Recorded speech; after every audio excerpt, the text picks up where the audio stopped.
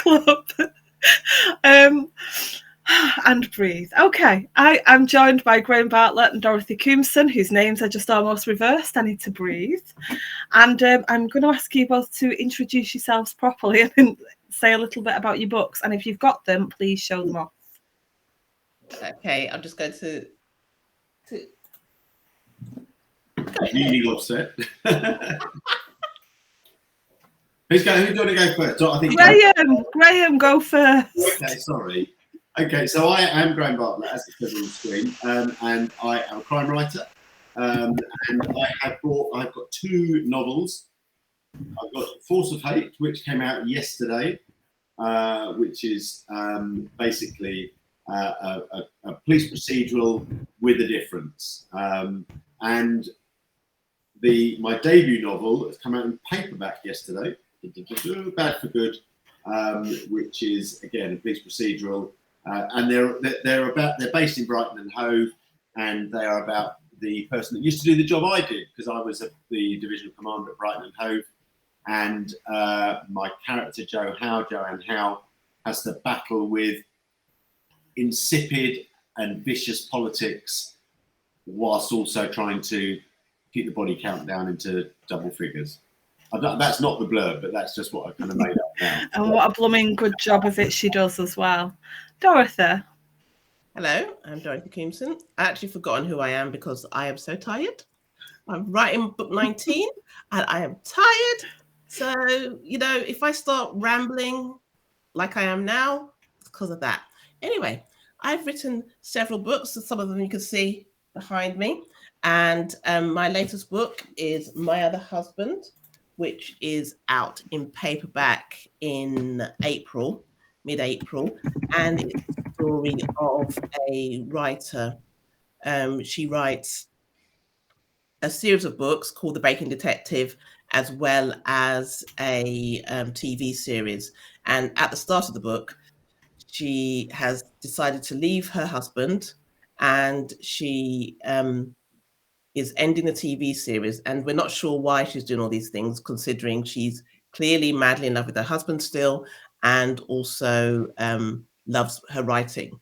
But we meet her when she's in the solicitor's office, and she asks him basically what would happen if someone had got married and then hadn't got divorced and then got married again. And he basically tells her she could end up in prison. And so she realizes that she's actually a criminal. So when people in her life start getting murdered in the way that she writes about in her books, she realizes she can't go to the police, because then she'd have to confess about her other husband and the murder they were connected to years ago. And it's another absolutely cracking book.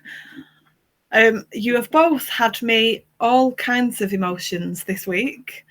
So obviously reading back over Graham's and then reading yours for the first time, Dorothy, just the amount of things that you two cover and the amount of emotions that you put your readers through, it's ridiculous.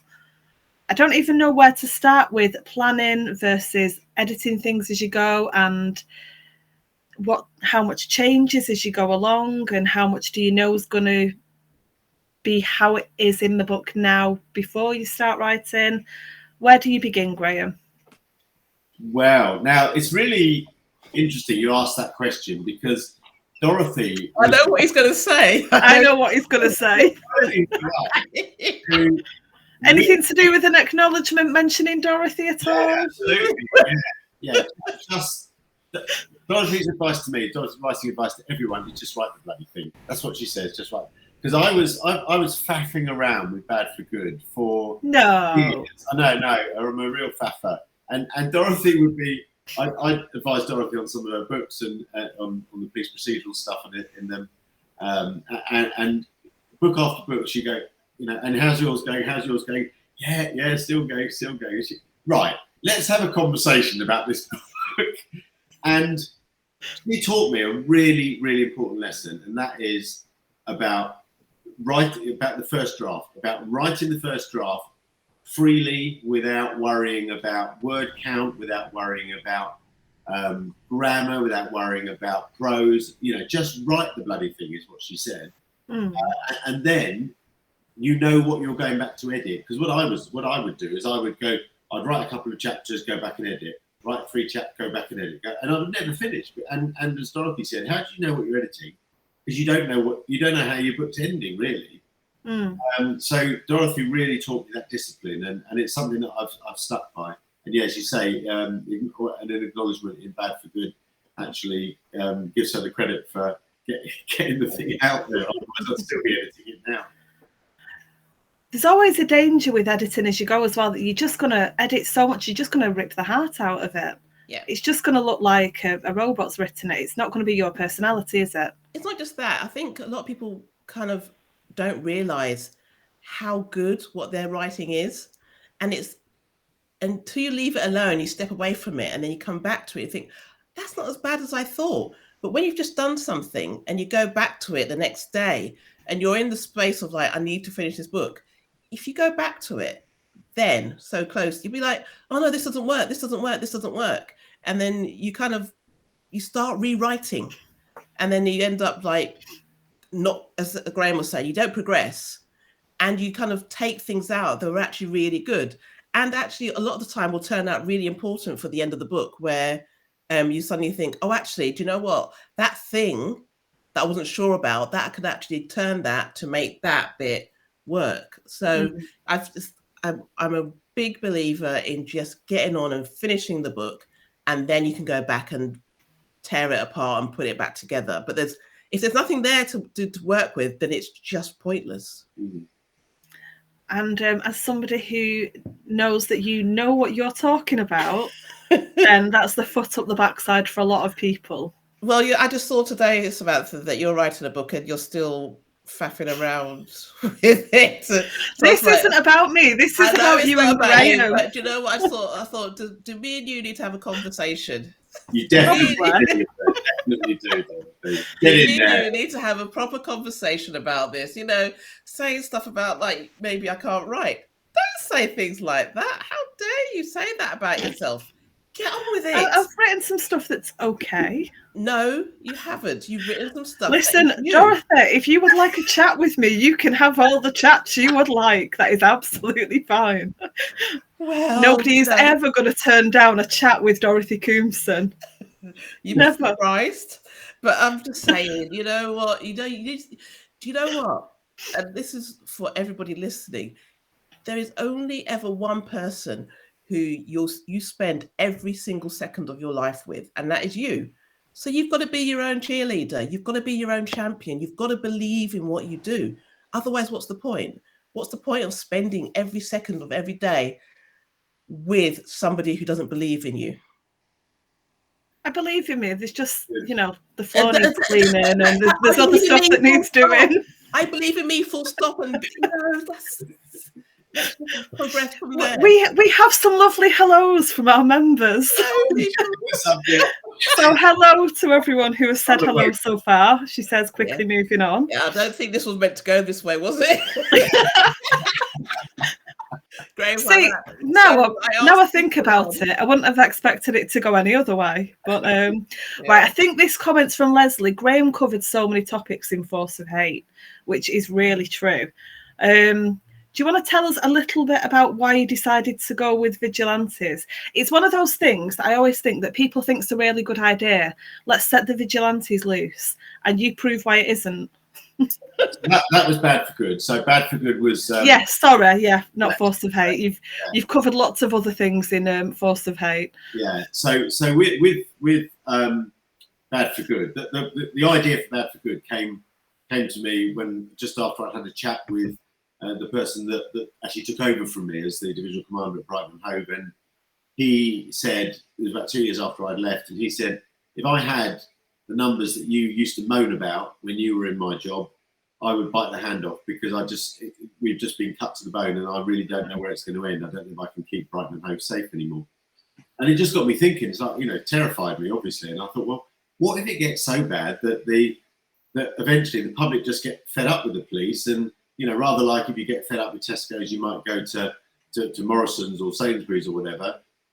This group of vigilantes pop up, and they solve all the problems. They come and deal with the drug dealers, they deal with the burglars, they deal with the people standing outside school gates, the paedophiles, and they deal with it in a very quick and brutal way. And so therefore the police and the vigilantes become almost competitors. So that was the kind of premise for it, and I wanted to put a very high profile murder in the centre of it as well. It's not. I mean, it is a bit of a whodunit, bad for good, but it's more about how all of these forces work against Joe Howe in trying to keep the city safe. There's high level corruption. There's no money. There's constant criticism. She's got the biggest imposter syndrome of anybody. She doesn't believe that she's good enough for the job, etc., etc. And it's kind of it's building up to that, and then when the penny drops, it kind of that's when she changes, and she absolutely shows that she's able to deal with all of this, because if she doesn't, no one else does. And with Force of Hate, you've got racism, you've got euthanasia, you've got bombs going off, you've got human trafficking, you've got issues in so many different areas of society in one book. Yeah, there is so much going on. It's so well balanced, though. The reason I said earlier on that my police procedurals are different is because the underlying theme, the world in which Joe Howe and her colleagues operate, it is a world that we could be in the future if we are complacent and if we don't spot what's going on. And in this case, it's a very far right neo-Nazi council that have dubiously become elected as the city council in Brighton and Hove, and they are ethnically cleansing the city, and no one quite knows how they got elected. No one quite knows how they're going to stop them. And there's too many apologists for their behaviour. On top of that, they're also bringing in human trafficking victims to populate the care home staff, so that they can make money out of that by killing residents. I mean, it's not cheery stuff, but it's not cheery stuff. No, I do think because of the job I used to do, which was very political and not so. I'm kind of finding a bit of a niche in the market that no one else has been able to write about. I think these political influences around policing are real. They're there, and they affect frontline policing. And from that, I can then make it into it's not a political thriller. It's a crime thriller, but with those political, almost like political strings pulling everything that's going on. And Dorothy, one of the things that you do bloody brilliantly in every single book, you've got the intricacies of the relationships, you've got the secrets and the lies, you've got the threads weaving together, you've got things unraveling here. And when you look back over what you've written, you can really see, I should have spotted that there, but you're so absorbed in everything that's going on. You don't see what you lie it out plainly for the reader to spot, but you're so engaged with the story, you don't see what you've put right in front of us. And it drives me mad because I never get it every single time. It drives me insane. Well, I hope I keep doing that because... Well, you've done enough books that it's still going on. Oh, well, hopefully I can continue. I mean, you never know, because a lot of the time I do get the twist in stuff. It's one of those things that really annoys my husband. My God, he gets so cross with me. We were watching something the other day. I can't remember what it was. And I didn't watch. I was like, nah, this isn't for me. But I said to him, I bet you it's such and such because of such and such. And then sort of 6 episodes later, he goes to me, yeah, you're right. I'm annoyed. And I remember going to, one time we were watching Line of Duty. The one with... the one that Graham won't watch. Oh, bless you. Bless you, Graham. We were watching it on holiday. We'd had an argument. And so I just went, well, clearly it's such and such. Because I've stopped doing that. And then you went... And you ruined Line of Duty for him. I ruined it because I got it right for the first episode. I got it right. And he was so mad. But, there you go. That's me. So I hope I can still do that in my books as well. It's sort of like, you know, the big reveal at the end, the twist of it, because it is there. You do kind of put it there so people could technically work it out. Yeah, but you're racing through it so much you don't. Mm-hmm. You're both really annoying. I've got Donna Morfitt giving me a hard stare and cheering you on. Yes, Dorothy, tell her. Somebody's saying, love that, Dorothy, be your own cheerleader, which is true. Donna's asking Graham, how hard was it to pare back the characters in Force of Hate? It really works, a huge difference in pace. Yeah, I mean, that's a really, really good question. I know Donna's pointed that out to me privately as well, that I did that. With Bad for Good, it was my first novel, and, you know, I come from a world of policing where, you know, a murder investigation is investigated by dozens of staff, and in early drafts of Bad for Good, there were huge numbers of people on the page, and there didn't need to be. So, having taken advice from my agent, I pared them back, but I completely accept that there was still excess people in Bad for Good, and they all serve a purpose. But, you know, sometimes that purpose, I could have amalgamated characters, and I was really conscious with Force of Hate not to fall into that trap. So trying to be far tighter on points of view or numbers of people with points of view, not trying to be too explicit about the procedural side of it, because that's where the characters started to come in, and I'm really, really glad it worked, because, you know, I for one am, you know, if I read a book that's got too many people in, I'm kind of, you know, it's like, who am I following here, particularly in the early pages? Who's important here? And actually, I want the reader to kind of know whose story this is. And yours is the same, Dorothy. You can tell which character you're with. You can open, if you've read a bit of it, you could open, you know, for later on in the book, you could just turn to a page and know which character it is that you've skipped to. So yeah. How hard is that? It's hard if you don't know your character. And that's what, one of the things is, you need to know who you're writing about, and you don't necessarily have to have them fully formed before you start writing, because, again, writers will do whatever they can to avoid writing. So they'll kind of think, oh, I need to plan it all out. It all needs to be there. I need to have a fully formed character. And you get to know your characters in your book like you get to know people in real life. You don't know everything about them before you start. I mean, you don't know everything about anybody, even yourself. So you need to have an idea of who they are, what they look like. I created this sheet for people to write, and you can write their names, where they grew up, if they wear glasses, if they drink tea or coffee, what sort of car they drive, and then you start writing, and then you kind of flesh it out as you go along. You know, one of my characters I'm writing right now, she doesn't drink coffee ever, but she gets people to make them for her all the time. So whenever she goes somewhere, people say, do you want a cup of tea? She'll, oh no, I have a coffee, but she doesn't actually drink it. So it just sits there. And it's a little quirk that's not important to the plot, or is it? But it could be.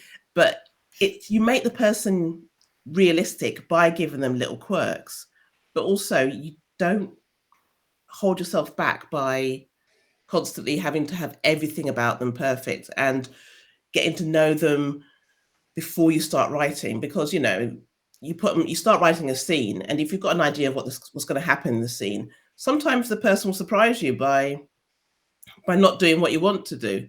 Like with one of my books, The Rose Petal Beach, which is just off camera there, there was a big plot twist where the couple were meant to do something. And as I was writing it, the character was just going, no, I'm not doing that. I'm done. I'm done with this. I'm no. And I kept trying to, and the reason why I'm saying that is because I kept trying to write it, and it sounded so fake, and it sounded so unrealistic. So in the end, I was like, you know what? I'm just going to do what she wants. I'm just going to write it like this. And yeah, it flowed. It wasn't a struggle.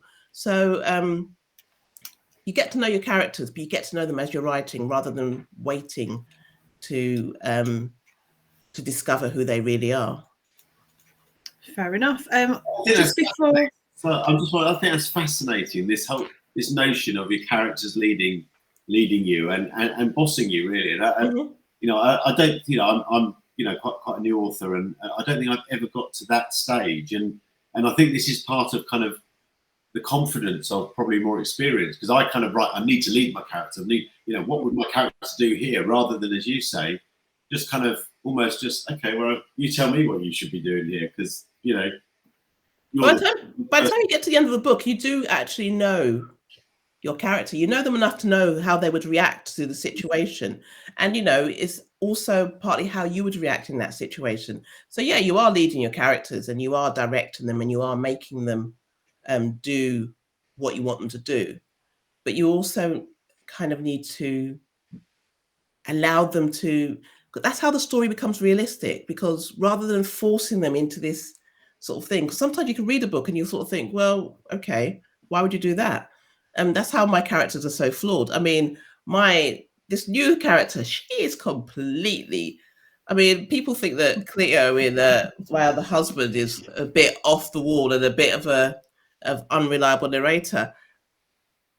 Kez is just out there. She's like nothing I've ever written before, and it's great because she's so random and terrible, but really nice as well. And as she says all the way through, why do people not like me? I'm actually a really nice person, but she's completely out there, and it's great because you kind of give yourself the freedom and give your characters the freedom to do what they need to do. I'm not saying that you kind of give them free rein and you sit there going, so what are you supposed to be doing? Because you do direct them. You are sort of like the directing force in their life, but you kind of allow the story, because something like I'm talking about this current book because which is called Every Smile You Fake, because I'm in the middle of writing it.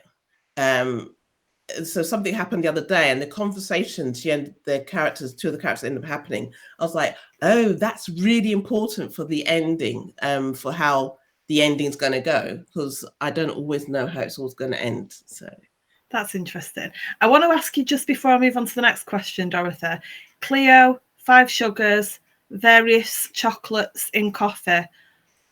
Where does that come from? Well, I used to have 5 sugars in coffee. This is why I had to stop drinking coffee, because I couldn't drink it without 5 sugars. So what was the point? And also, coffee is really bad for my adrenal glands, but so I don't drink coffee anymore. But I used to do that. And then why not? You dunk biscuits. Why not dunk coffee? And Maltesers used to be my favorite chocolate, but I can't have them because they've got gluten in. And I've been looking for gluten-free Maltesers, but I can't find any. But I thought, again, there's another quirk of a character, something like that. Great quirk, really memorable. It becomes quite important all the way through the book, as it were, because it comes a bonding thing with her and her friends and with her other husband as well. So, yeah, I'm thinking we started with Maltesers, we moved on to minstrels, which I've banned from my house because they're a choking hazard. That's a story I'll tell you another time. Everyone's fine, just me, mentally scarred. And then the last one I can think of was Crunchy. She's trying all sorts. She tries it all. You're going to try these things. So if you ever try a new chocolate, just let me know. See, I don't know what I think about that, because they are 3 of my most favourite chocolates, and I don't know whether I think that as a waste putting them in coffee. Well, see, somebody tried them and she said it's a game changer. Other people tried it and went, maybe I just live a little. I need to live a little, don't I? Yeah. One of my kids does have hot chocolate with coffee in one cup. That's what they like. And even the smell of it turns my stomach. So, no, absolutely not. Right, I'm going on to favourites, not main characters, but not necessarily not main characters either, really heavily featured characters. Do either of you have a favourite from Force of Hate or My Other Husband? I'm interested to see if you'll give the same answers that I've got. Ooh, well, I quite liked a lot of the characters in my book. I liked Lola. Lola was my answer. Yeah, Lola. I liked Lola. She was great. I liked writing her as well. She was like this this person, this really cool teenager that I wish I was, and I'm so not. And I never was. And I liked. See, for all his faults, I did quite like Heath. I have to say, I did quite like Heath, despite You do quite like Heath, yeah. He was, yeah. I have to confess, that was for me. Just before we go to Graham to see if our answers match up, tell everybody a bit about niece Lola. Oh, niece Lola. Lola is, well, as I said, Cleo's getting divorced from her husband, Wallace, and they live in a house on the Hove, Brighton borders. And Wallace's twin brother has come to stay with them because he split up with his wife. And he goes off on holiday with his new girlfriend and completely forgetting that his daughter is meant to be coming to stay. So Lola comes to stay. And Lola's one of those, she's really smart, and she kind of, Cleo thinks that she can sort of pull the wool over her eyes, and one of the first things out of Lola's mouth is like, so you two are splitting up then? Must be really hard on you. And when Cleo tries to sort of like deflect that, she says, I know you don't want to talk about it, but I'll be here if you do want to talk about it. And she kind of carries on that way all the way through the book. So I did like Cleo a lot. I like the relationship between them because Lola doesn't have many people who just respect her for who she is, and they treat her like a child. And as you said, she's so aware of everything that's going on. And Cleo is the one person who doesn't, she will try to not tell her if she can, but if they're having the conversation, they're having the conversation. Yes. So I think that was a really nice thing. There was a really lovely scene where Lola's really surprised that Cleo just tells her the truth. Yes. And when she asked her about the murders, and she kind of goes, well, yeah. And she's like, whoa, she just like told me. Why would she do, Got a really lovely relationship. It's really nice. Graham, your favourite? Mine's the same as Leslie's. Is it? Adji, yeah. Adji. Well, Adji's probably a sort of a stone bonker really for favourite, because Adji is the Syrian refugee who's found herself in the back of a lorry arriving at Newhaven and then into Brighton, having to escape, and she's almost kind of vies for protagonist status with Joe, and you know the horrendous sort of ending that I give. There's no we in this. You gave this ending. I'm taking no credit. And Adji was actually the product of a conversation that, so my nephew and his wife or up until this weekend actually have been working for about 6 years in a refugee reception centre in Athens called Helping Hands, and I spoke to them about just the nature of some of the people they're dealing with, and you know what the stories are, and they would tell me things about particularly the women that have come through and what they go through, and you know their absolute determination to get where they need to be, despite all the horrible things that have happened to them, not only back in their homeland but also en route as well. So Adji really came from a very difficult, heartfelt sort of conversation with my nephew about 2 years ago. But the other one I love and I'll always love is Bob Heaton, D.I. Bob Heaton, who is in Bad for Good. He escapes with his life. That isn't a spoiler, but somehow he escapes with his life, put in a very, very difficult situation by Joe, and they become friends really, and it's through the what happens in Bad for Good that they shouldn't really be friends. You know, they've got nothing in common really, other than being in the police. She's a much higher rank than he is. He's a kind of, you know, a hard-working kind of almost sort of gumshoeing type detective, but they have this relationship which he is able to tell her. He's probably the only person that can tell her when she's completely mad and she needs to kind of, you know, she needs to sort herself out.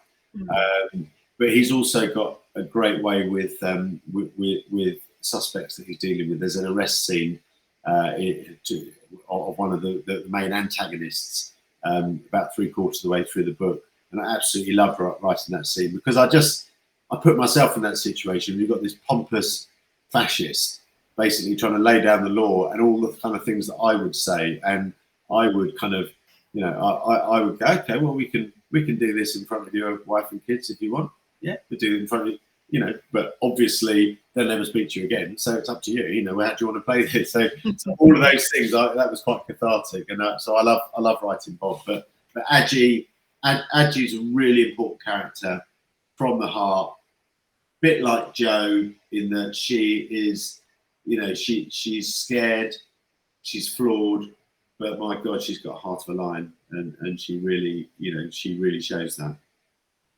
Yeah, absolutely. We've got a conversation going on about chocolate and coffee. So John says, I've been told to drink coffee using a twirl as a straw. Let's try that. Laura said sometimes the hot chocolate with coffee in, and Donna loves Adji as well. I've got to admit, years ago there was an interview with Natalie Imbruglia on, might have been Graham Norton, I don't know, it was a long time ago, and she was talking about these biscuits that have got mint or caramel in the centre. I've got to tell you, if you buy opposite ends off a Mint Club, Tim Tams. Tim Tams, thank you. Yeah, Australian thing. It's an Australian thing. They're like penguins. They're sort of similar to penguins. You bite the top of it, you suck the coffee through them. Yeah, I've done it with a cup of tea and a Mint Club, and they are very nice. What are they called? They're called Tim Tams. You can get them sometimes, but they're penguins basically. So just get a penguin and bite the top off. They're basically penguins. So make it into a straw. Yeah. You can never predict where these conversations are going to go. No, we don't. We don't try to hold back. I think that's the joy. You never know where we're going to go, and I quite like that. Are there any subjects? I'm paraphrasing. Are there any subjects that you would not touch? You two seem quite open to everything. Maybe a better way of wording it would be, is there any detail you wouldn't go into? Is there anything that you'd kind of leave off the page because you wouldn't want to write a specific scene, even if the theme was important to the story? I wouldn't do child sexual abuse. I wouldn't do child physical abuse in putting it on the page. But I think your question is right. I'm quite happy to have it as a theme, but I would never detail it. I mean, I wrote a whole non-fiction book about double child murder, and even in that, I kept the abuse part of it to half a line, because I think people. I think you run the risk of re-victimizing people who may have been through that, and I don't want to be gratuitous in any way. I'd never be gratuitous in writing it, and having worked in that area as well, I know how traumatic that is for people. Yes, that's the one. Yeah. There you go. I managed to get it without knocking all my books off. Are you proud? Well, all those William Shaw books on the top. They stay there. They live. William Shaw lives above my head. He's well aware of it. The Birdwatcher's on offer on UK Kindle for 99p, just in case anyone's, you mentioned William Shaw. I'm going to tell you about the offer I've just seen. So there you go. That's one of the first books I advised on the Birdwatcher, other than Peter James's books. Yeah. And what a cracking book it is. It's one of my favourite books ever. I love that book. Yeah. Before I start fawning over William South, who is the main character, Dorothy, do you want to answer that one? It's weird actually, because I rarely put hideous stuff on the page, but I know this is quite controversial, and I don't ever put racist language on the page, and people kind of sort of say, oh, but the character's racist, I'm not racist, and I just think, yeah, fair enough, but you know what? For people like me, when you're reading something for entertainment, the last thing you want to do is read that stuff. And I have racist characters in my books, but there's ways of writing about it without using the actual word. So I don't ever go and use the actual word. And I know a lot of writers struggle with that, but I just don't. And I wouldn't ever do play out child sexual abuse. I very rarely play out any type of abuse, because you can get the message across without actually needing to be gratuitous and graphic. And I know some people have said to me, oh, you've tipped over. But I'm always very careful, because I'm always very aware of certain words that trigger people and upset people. And so I keep those to the minimum, and I will find ways around it, because you'll find in my books a lot of the time people are interrupted when they're about to say the word, but you know what they're going to say. It kind of goes up to it, but never actually does it on the page, because I'm aware that, like I say, it's entertainment, but I don't want to read a book for entertainment and then suddenly be all this stuff in my face. But you can get that stuff across. You just have to know how to do it. You just have to think about it. I mean, that's the whole point of being a writer. You've got all these words in the world to use, and you can still be realistic and authentic without actually using those words, or actually showing scenes that don't need to be. You don't. Some of the best stuff that's on TV, films, and written, you don't actually ever need to see the stuff. You just have an idea of what's going on. Yeah, exactly. You have an idea of what's gone on and why the characters are reacting in these ways. And it takes a bit of bravery to maybe even write it and then take it out, or because editors and stuff, they can sometimes want that stuff in, and you have to kind of go, do you know what? No, I can't. I'm not doing that. A couple of times I've had people comment on a couple of my books, particularly when I was Invisible. I put a trigger warning at the front, because it is a book about two women who go through abuse as children, as youngish children, and towards adulthood. But I put a trigger warning on it. But again, it's never played out. You don't ever see anything. But I know that it can upset people and set them on a bad path. It is a brave thing to do. Both of you, neither of you push boundaries in a way that is, what's the word I'm after? You're not doing it for the shock effect, for it's authentic. It's not gratuitous is the word I was after. And I think I like the way you worded that you can really push the boundaries with the themes, but sometimes what you leave out is as important as what you put in. And it's balancing that. And it's something both of you do really, really well. So do you both do that? Do you, Graham, write a scene in so that you've got it in there, but then maybe remove bits of it, or the other way around, leave a scene out and then think, actually, I need hints of that? Yeah, no, definitely. There was in Force of Hate and it was never intended to remain in that, but I needed to basically write a rape in Force of Hate, so that I could then know in my head what had happened, and then take it out and put enough hint and suggestion in its place that the effect was the same, so the reader knew what had happened. Didn't put them through the actual trauma of what had happened. So I found that was just part of my process of being able to do, I think, what Dorothy described so well, is that just kind of, you just have to put it out there, and the reader will join the dots, and that's what I wanted to do. There is that. I mean, in Force of Hate, those that read it will know that I have used racist language in dialogue with that, and it's really, really interesting to hear a far more experienced author who's also got a different life experience to me talk about that, because I felt it was necessary to be able to show how utterly evil these people were, and it's interesting that maybe if I thought a bit harder about it, maybe it wasn't necessary. Maybe I could have come to it a different way. It's not littered with it, you know, it's just kind of in the odd place. And where good people hear it, they always challenge it. You know, I've always got that challenge going, and it never goes unmentioned when good people are hearing it. But it's really, you know, I learned so much from Dorothy, and you know, this is another thing on my writing journey. It's like, actually, could I be even more sensitive than I have been?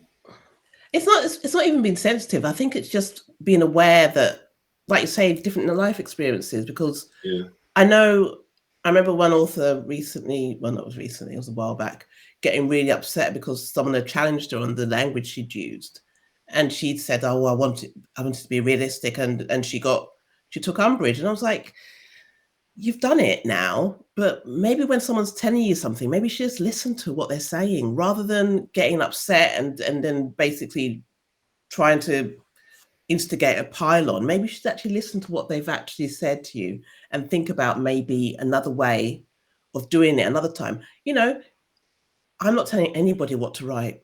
They can write, people can write whatever they like. And I mean that. I genuinely mean that. But for me, I need to kind of be aware of what's going on around me and the people who are going to pick up my books. So, and I know if someone's picking up one of my books particularly, they're not wanting to read the N word at all, or the P word, or any of those words. They're not. But by the same token, I don't ever use the R word when it comes to sexual assault, because I know how triggering that can be for people. So I kind of work around it. So you kind of, but it is one of those things that you just get used to doing stuff, and you kind of you learn how to do stuff. And it's every book, you learn something new. Every book I've written, and like I say, I'm on book 19 now, I learned something new. I learned something new about the world and people, and also the writing process and how to construct stuff. So, you know, I'm not going to have a go at anybody about it, but when people tell you stuff, I remember somebody telling me something about one of my books, The Rose Petal Beach. And at the time, I was like, in my head, I was like, well, no, she's wrong. And then this is what I do. I kind of go, how dare you, in my head. And then later on, I kind of sat and I thought about what she said, and I understood what she was saying. And she was right on many levels. And if I was coming to write that book again, I probably wouldn't have done it in that way, having had that conversation with somebody about it. And I think that's all we can do as a writer. You know, you can acknowledge the stuff that you've done, and you can think, okay, well, I won't do it like that in the future. Or you can, as again, I'm not telling anybody they can't write whatever they like. You can absolutely do that. But when you're doing that, you are shutting off your work from segments of society, because if you read something and you think, okay, that person's done it once, and then you read something else by them and they've done it again, you kind of go, you know what? I'm not going to go back there for more of the same. And as we all know, the best way to sell books is word of mouth. And the best way for a book not to do well is for when your friends say to you, do you know what? Don't bother. That book is just not, or that's not for you. It's not for you. So, you know, just being aware of stuff. And also when people tell you stuff, you don't have to take it on board, but just listen. And then this is what I've said to, did I say it to you, Graham? I've said to other authors about when you get rejected. When you get rejected from people are really rude when they reject you, you know, agents and publishers, they can be really rude. But you can get from what they say, if they take the time to be detailed in their rudeness, have a look at what they're saying. Detailed rudeness. Take the emotion out of it, you know, get annoyed and upset and everything. But after that, go through what they say and see if there's anything in there that you can pick out that will help you with your next book or that current book. Don't just go into your shell and be upset and sort of think, oh my God, everyone, the world's against me. Oh, they're all wrong.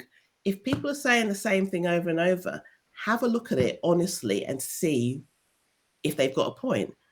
They might not have a point, but just, you know, take every bit of feedback you can get from professionals, have a look at it and see if it's relevant. If it's not, but if it is, you know, use it. Yeah. No, I think that's you know, that having that kind of growth mindset as an author, I think, particularly an author at my stage of my career, you know, just 2 books in, but you know, I think the issue, part of the issue is that there's you know, the reviews. Everybody's a critic. Everybody reviews. There's so much nonsense out there, but if you know, being able to pick out the gems, like, you know, what we're talking about now, like the business in Bad for Good, with, you know, could you got away with fewer characters, that sort of thing. Just finding those gems, just think, okay, no, actually, I like that, and I'm gonna think about that when I write next time. Or, yeah, I get where you're coming from, but actually, I quite like the way I do things. You know? But it's having that, giving yourself a choice, and if you're not hearing the genuine constructive messages, you're not giving yourself the choice to improve. No, absolutely. And this is where when I get my what's it called back, get my copy edits back, and usually I would have discussed it with my editor, but when I get the copy edits back, it's always a no, she just doesn't get it. She doesn't get it. You know, and how dare she? I am perfect. And then after I've had my drama queen moment, I kind of look through, and she'll have something she says, it'll be a suggestion or something. I know with All My Lives Are True, the sequel to Ice Cream Girls, she said to me, I need you to do this because it doesn't make sense otherwise. But I was like, but if you do that, then you kind of I'm spoiling the Ice Cream Girls. I need to do so. But she said, do this, this, this, and this, and it'd be fine. And I looked at it, and me being contrary, I was like, nah. And this is what I always do. I always find a third way, my way, their way, and I find a third way. And that's what you do. If you do practice taking on board advice, but not being offended by it, or not being, upset by it, or completely influenced by it. If you can do that, you will find a way to navigate that path, you know, and as Graham said, to grow as an author. You learn more, and you can think, actually, do you know what? Next time I'm going to do it this way. I like that. And the fact that you're both terrific writers must make that just easier to begin with, because you know what you're doing. You both know what you're doing, but half the time you feel like you don't when you're writing. I was waiting for that hand. But that growth, and that I loved what I did with that book. Oh, that's been mentioned. Right, okay, for the next book, it must shape your ideas in a different way. Yeah, but don't always just take it on board. I remember I've said this to lots of authors, and pretty much all of them ignore me. Don't read reviews. Just don't read reviews. They are not for you, because you know what? They will mess with your head. Other readers. They're for other readers, but they'll mess with your head, especially the good ones. The good ones are the worst sometimes, because you know what? The bad ones, you can always discount them, because you've got all these people who around you, your editor, your agent, you know, copy editor, those people you trust to do their job, and they will tell you what needs to change. The good reviews are literally just, they kind of get you into this corner where you sort of start worrying about what you're writing next, and like, will that person like it? Will they enjoy it? Oh my God, what if they don't like this character? What if they don't like this sentence? What if they don't like this cover? You know, don't read reviews. Just leave them. If you got to, read 4-star reviews and then forget them, because otherwise you're going to end up just in this bind of wanting to please those people who do this great thing of writing you a review. Because I'm always really grateful when people write reviews, not the bad ones. Don't write bad reviews about my books, but the good ones, I am really grateful for them. But I do know that they can make me stuck almost, and worried about whether they're going to like the next book I write. Graham, how many reviews have you read in the last couple of days? This is so true. I mean, I don't read Amazon reviews. I don't read Goodreads reviews. I do read the blog tour. They're different. I feel, you know, I should, because we've asked people to do that. And that's different from the Yeah. the Goodreads. What you're saying there, Dorothy, was exactly the conversation I was having with my wife this afternoon, because we've had a wise woman, both of them. Somebody's put it in there that I think Force of Hate is technically, Leslie, I think Force of Hate is technically better than Bad for Good, and the reviews are kind of, the blogs are so kind about Force of Hate. I said to Julie this afternoon, and I'm surprised she didn't just throw me out of the house.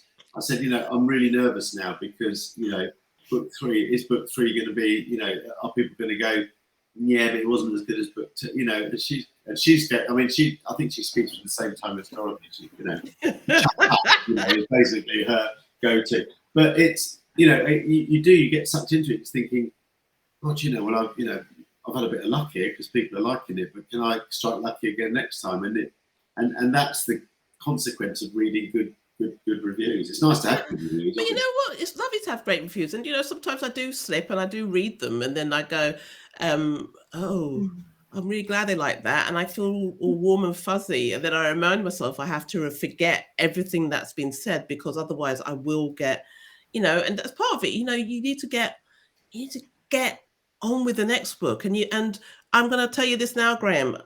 19 books later, yes, people who liked one book are not going to like the fourth one. You're right. They're going to go, oh, she's gone off. Oh, it's gone off. I don't know.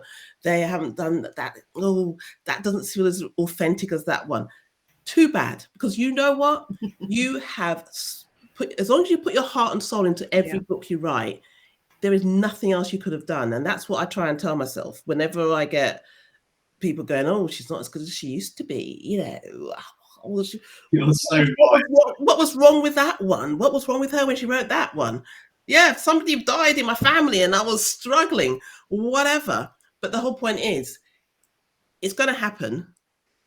But as long as you know that you showed up at your desk and you wrote your heart out and you did the best you could, there's nothing else. If you've written the best book you could, if people don't like it, you can just basically say, I couldn't have done anything else. Yeah. At that point in my time, I couldn't have done anything else. So I'm sorry you didn't like it. I'm sorry that book wasn't for you. The other ones that you liked are there. There'll be others in the future you might like. But in this moment, I'm sorry it didn't work out. And it's not me, it's you. Dorothy, can I book a weekly session with you? It's so wise, isn't it?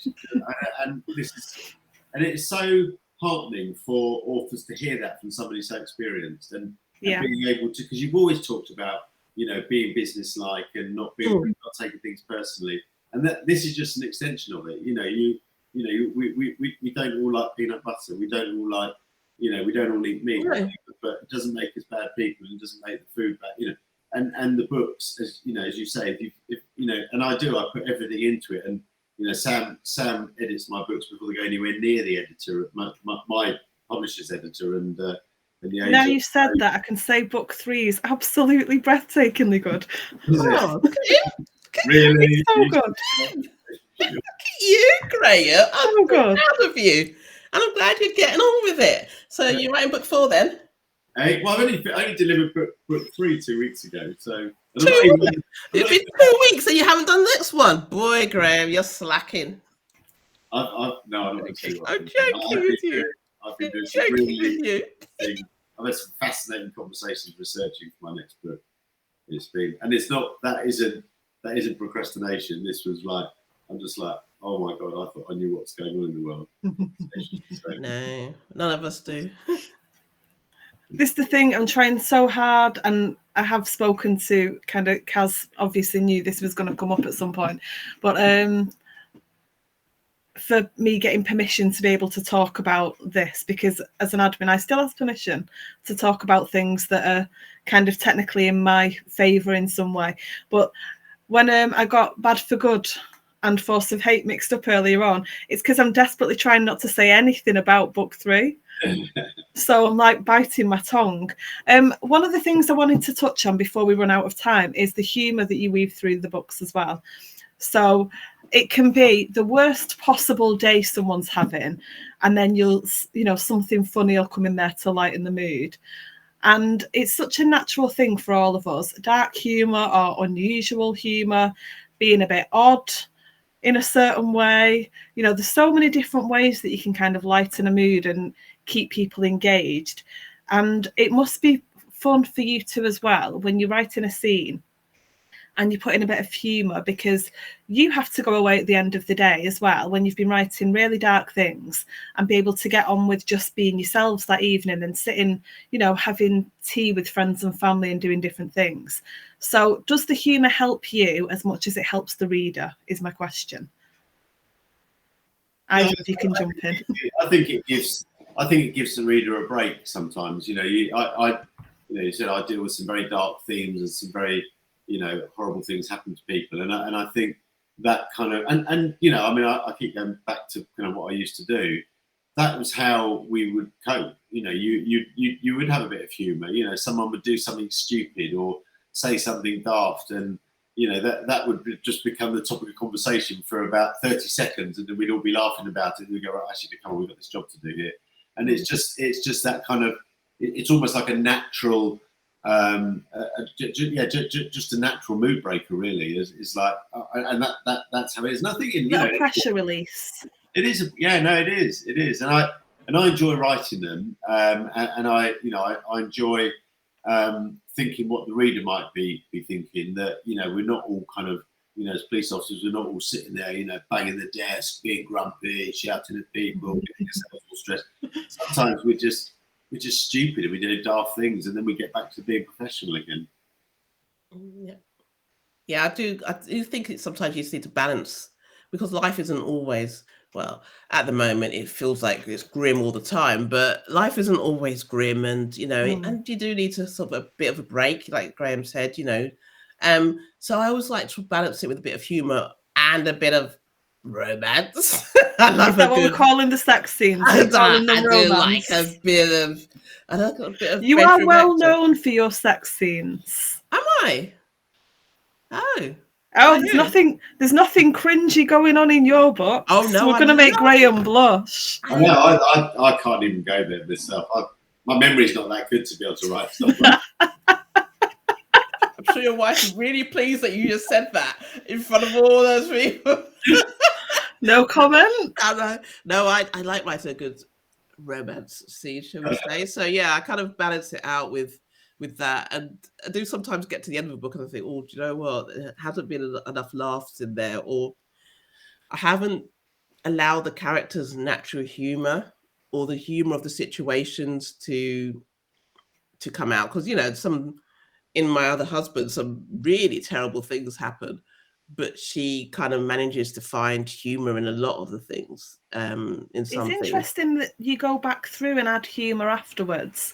Sometimes you get kind of all the emotional stuff down first, and then when you're going back through, you realize, actually, I need to lighten that a little bit there. It's just when I get to the end of it, I kind of go, sometimes I go, do you know what, a little bit needs, but that's part of not writing in sequence. I don't write from beginning to end, so you have to go back and stitch it all together, and that's all part of my writing process, as it were. So like earlier on today, I didn't do my 1,000 words, 1,500 words before breakfast today. I actually sat down and wrote everything else that I need to write for the book, so I know where I am. So it's all part of the plotting and the putting things together, and sort of like making sure that the book is readable, because some books just, you could read a book and you could really enjoy it, but at the end of it, you're like, do you know what? God, life's terrible, isn't it? So, you know, it's nearly finished. We're nearly finished. So you go back and you add humor and you add romance or whatever it is to make the characters and the story more human and authentic. Sorry, I've just talked. Sorry about that. Don't be sorry. That's what we like. And it's Brian Price who said a brilliant session. Hi, Brian. Oh, hello, Brian. Hello, Brian. He's great. Brian Price is our science guy, who's a terrific author as well. So I think we need to book him in again, actually, but that's another conversation. So thank you, everyone who has joined in, asking questions, leaving comments. thank you both so much. Will you give us a quick recap of the books and where to buy them, what formats they're available in? Go on, Graham, you can go first, seeing as you're next to me. Bad for Good in paperback and in hardback, but in paperback, Amazon. It's going to be on sale in airports for 2 weeks, which I'm really excited about. Congratulations. Easter, which I wasn't expecting. So Bad for Good is the Force of Hate. Independent bookshops first, obviously. Amazon if you must, but support your independent. And they're both available in libraries too and on audio. So, Dorothy? My Other Husband is my 18th book, and it's available pretty much everywhere. It's in hardback at the moment, and it will be in paperback from the 13th of April. And I'm doing a couple of events online, and I've got one in real life. So we can buy it at the events, is what I'm trying to say, or you can order it online. There's lots of books. There's a Brighton bookshop called Euphoria Books. There's Goldsborough Books, that also in Brighton. There's lots of books, independent bookshops. The Feminist Bookshop, also in Brighton. You can order them online through those people, or you can buy it on online shopping. Fantastic. Thank you both so much for giving up your Friday evenings to come and let me fangirl. And I hope you'll come back for the next books. Yes, thank you so much. It's been lovely, Samantha. And me and you need to have a chat about this writing business, yeah? Yes, you do. You need a session with Dorothy. We're all booking into Dorothy's. And hitting the stop button.